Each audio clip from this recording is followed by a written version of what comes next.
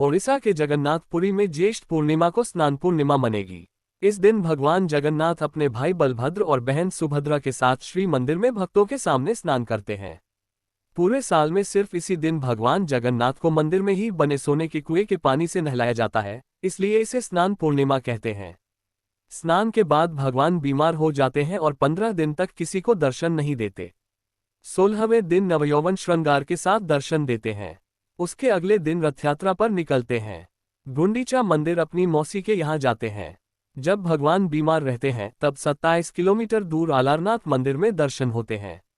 माना जाता है इन दिनों आलारनाथ मंदिर में दर्शन से भगवान जगन्नाथ के दर्शन का पुण्य मिलता है।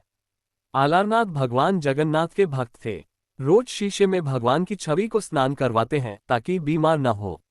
मंदिर के पुजारी बताते हैं कि साल भर भगवान को गर्भगृह में ही स्नान कराते हैं, लेकिन प्रक्रिया अलग है। इसमें भगवान की मूर्ति के सामने बड़े बड़े शीशे लगाते हैं। फिर उन शीशों में जो भगवान की तस्वीर दिखती है उस पर धीरे धीरे पानी डालते हैं। इस तरह स्नान करवाने की 2 वजह हैं। पहली, भगवान की मूर्ति लकड़ी से बनी है, उस पर पवित्र रंगों से आकृति उकेरी गई है। उस पर रोज पानी लगेगा तो प्रतिमा बिगड़ जाएगी।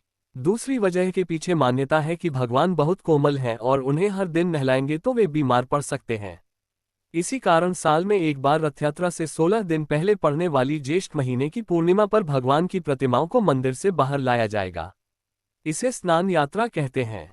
मंदिर प्रांगण में मंच तैयार होगा, इसे स्नान मंडप कहते हैं। इसी मंडप में भगवान को विराजित करेंगे। ज्येष्ठ पूर्णिमा को सुबह मंदिर में ही मौजूद स्वर्ण कुआं निगरानी करने वाले सेवादार की मौजूदगी में खुलेगा।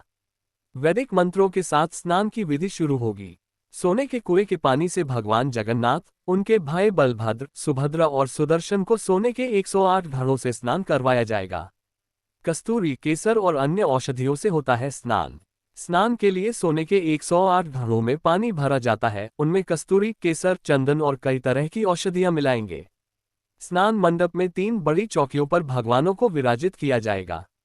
भगवान पर कई तरह के सूती कपड़े लपेटते हैं ताकि उनकी काष्ठ काया पानी से बची रहे। फिर भगवान जगन्नाथ को 35, बलभद्र जी को 33, सुभद्रा जी को 22 घड़ों से नहलाएंगे और बचे हुए 18 घड़े सुदर्शन जी पर चढ़ाए जाएंगे। मान्यता सोने की ईंट वाला कुआं, इसमें सभी तीर्थों का जल होता है। ये 4 बाय 5 फीट चौड़ा वर्गाकार कुआं है। ये जगन्नाथ मंदिर प्रांगण में ही देवी शीतला और उनके वाहन सिंह की मूर्ति के ठीक बीच में बना है। इसमें नीचे की तरफ दीवारों पर पांड्य राजा इंद्रद्युम्न ने सोने की ईंटें लगवाई थीं। मंदिर के पुजारियों का कहना है कि इस कुएं में कई तीर्थों का जल है। सीमेंट लोहे से बना इसका ढक्कन करीब 1.5 से 2 टन वजनी है, जिसे 12 से 15 सेवक मिलकर हटाते हैं। जब भी कुआं खोलते हैं इसमें स्वर्ण ईंटें नजर आ जाती हैं। ढक्कन में एक छेद है जिससे श्रद्धालु सोने की वस्तुएं इसमें डाल देते हैं। 15 दिनों की अनवसर पूजा ज्येष्ठ पूर्णिमा से आषाढ़ अमावस्या तक बीमार रहेंगे भगवान जगन्नाथ। परंपरा के मुताबिक देवस्नान के बाद भगवान जगन्नाथ को बुखार आ जाता है, इसलिए वो इस अवधि में किसी को दर्शन नहीं देंगे। बीमार होने पर भगवान को मुख्य सिंहासन पर न बैठाकर मंदिर में ही बांस की लकड़ी से बने कक्ष में रखा जाएगा।